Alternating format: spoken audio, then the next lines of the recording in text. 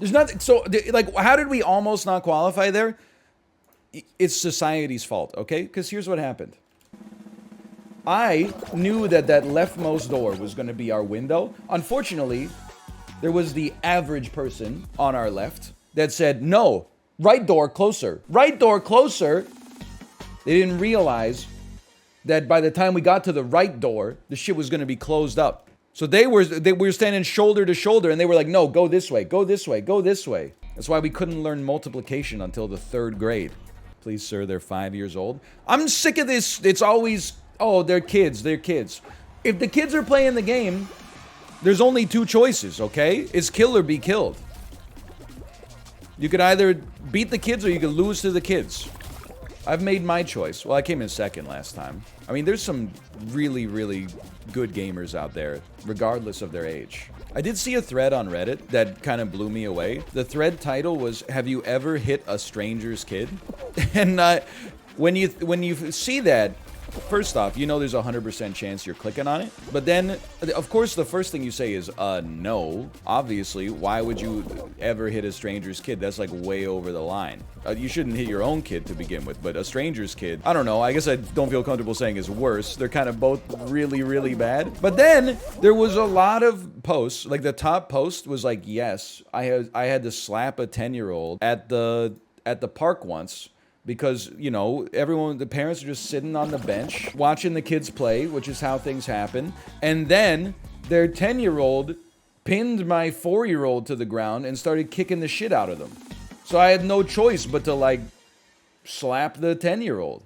And I was like, you know what? Kind of makes sense to me. I'm not saying that physical violence is the answer, but I mean, that's a situation that would get your adrenaline pumping. You know, that's like self-defense. It's not yourself, but it's someone who can't defend themselves. So that's self-defense. I need to find an excuse like that. Well, you know, you're not even mad at the 10-year-old that much. I mean, again, we've gone, Macros, this one's for you. Did you see you've entered the lore of the community, by the way? Someone on r/northernlion made a post that said, where did the meme "this one's for you" Macros start? And then people correctly surmised it was Macros is from Australia, so anything remotely oceanic is now preceded by "this one's for you" Macros. I mean, we're swiveling. We are swiveling. Sorry, I keep repeating the same bit over and over, but it's so annoying to go to the playground. I felt bad, like, the parents who are, like, just basically being derelict or caretakers. We were at the playground 2 weekends ago, and there was a kid, I don't know, he was probably like 7. He was a 7-year-old boy. And he was just camping the slide. Like, he was sitting at the top of the slide, and he had a bunch of, like, toy cars and stuff like that. And we were like, hey, is it possible? Could you move to the side? Could you move your car to the side so that other people can use the slide? And he's like, no, my cars are sleeping. And you just kind of like, I'm having a talk with this strange child. I look over at, like, his uncle or something. His uncle is just sitting on like a rock in the playground, just staring out into space. And I'm giving the uncle a look like, hey buddy, like, why am I doing this shit? Like, why am I doing your job for you? Like, can't you teach your kids some manners, or your nephew or whatever? And he just, like, didn't care at all. And then I realized, you know what? Fuck you. This is my nephew now.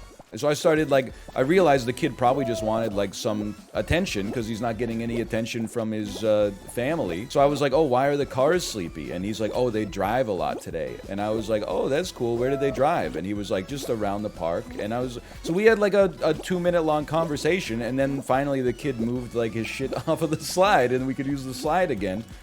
But I was like, I just wanted, like, it would be nice if there was, like, a time machine so you could talk to the kid, like, his future self, and be like, hey, I'm sorry, like, your uncle fucking sucks, okay? I don't know if he's hungover or, like, he just doesn't care.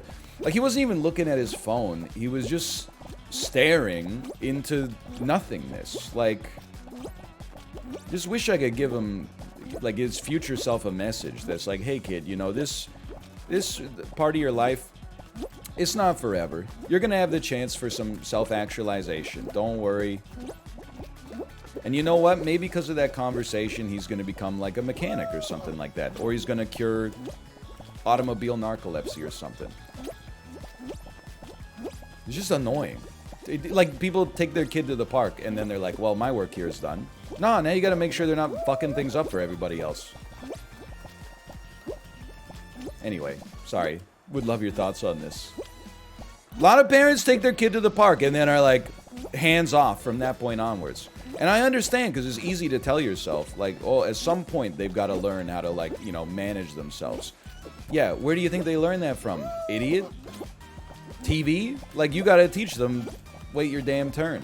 I've made a horrible mistake.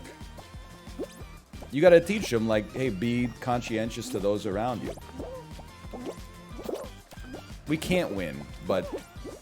What? That was a cracked lobby, dude. Holy cow. There's a happy medium between, like, being a helicopter parent that stands over top of their kid and is like, my child would like to use the slide now. Mom says it's my turn to use the slide. Like, that's too far in one direction. But then too far in the other direction is, like, my kid's fucking things up for everybody else, and I'm just going to pretend I don't see it. They're both annoying, but the latter is much more annoying than the former. In Asian societies, it's considered normal to slap other kids as long as they're within your in-group. Yeah, I mean, I'm not saying that's the way it should be, but definitely, even when I taught in Korea, I mean, South Korea is culturally fairly similar in a broad sense to North America, I would say. But even in school, like, you could issue punishments. I wouldn't say they're like corporal punishments, but and I didn't do this because I didn't feel comfortable with it, but you could, if a kid was misbehaving, you could tell them to get up against the wall and, like, bend their knees into a sit squat and basically just stay there until failure. You could basically just have them stand up against the wall until the lactic acid starts flooding their legs, and they're like, teacher, stop, like, teacher, I'm sorry, and you're like, no, and then you just, you know, eventually they just sort of fall down, and then you're like, okay, that's your punishment served. I mean, it's really good for your quads. It's really, honestly, if anything, you're kind of doing them a favor, like, long term. But then what you do is, like, 10 years later, you add those kids to your cycling team, and it's called playing the long con. That's how you end up with, like, a Lance Armstrong, Floyd Landis type situation. I had a teacher do that in Canada. Really? I definitely did not go to school where anybody got hit. I'm trying to think of, like, the only punishment I can really think of that crossed the line was in 6th grade. One kid didn't do his homework, and he was, like, a known troublemaker. One kid out of 30 didn't do his homework, so the teacher kept the entire class in from recess. And even, like, at age 12, everybody was like, this is not, like, the way that an adult... Okay, like, what's wrong with you? This is not the way an adult should be handling this situation. Is, like, collective punishment for the whole class because, like, one person has probably, like, a fucked up family life? That seems a little crazy. Anyway, that's the only one I can really remember that crossed the line in that sense, I would say. Just let me get over the ball. Dive. Bro, no! Holy cow. Was he a football coach? No, he was just, like, a hard ass for no reason. Actually, and I'm sorry, if you've watched for long enough, you've definitely heard this story before. Same teacher, one of my friends and acquaintances got the right... It was like, you know, 6th grade. You're doing, like, 2-digit by 2-digit multiplication or something like that. He got most of the right answers on a math test, but didn't really show his work.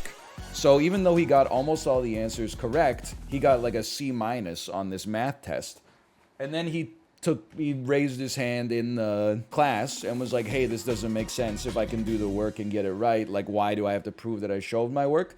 Okay, so, you know, there's an interesting discussion to be had there on whether or not showing your work is relevant at that level, if you can do it in your head. But anyway, the wrong thing to do is what the teacher did, which is get into an argument with the class, like with the kid in front of the class for like 45 minutes, while the rest of the class just sat there awkwardly like Jesse Pinkman, drinking their water. And then we were supposed to do a shop lesson on how to use a miter saw.